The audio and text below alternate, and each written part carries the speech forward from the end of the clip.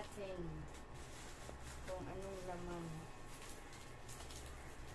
Uy, nagkuha na si Joe.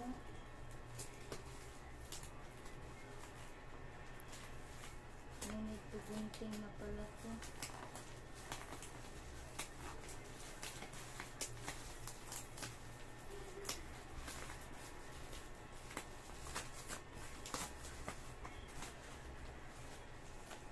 Okay, first one. Wire type C.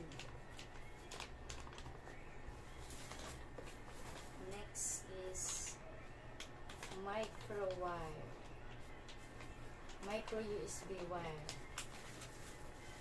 And then, tanan! Nakasale siya.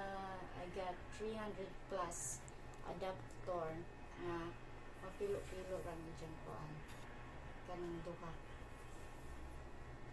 Tapos, easy to use kay gamay na siya for travel.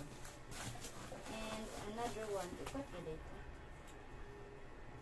Type C, kay namay o parihaan ni nga adapter sa kanang uyo-uyo sa charger. Type C, ijang koan.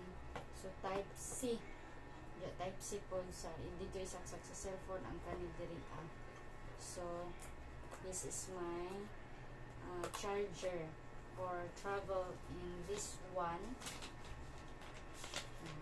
Pangbahay lang. That's all.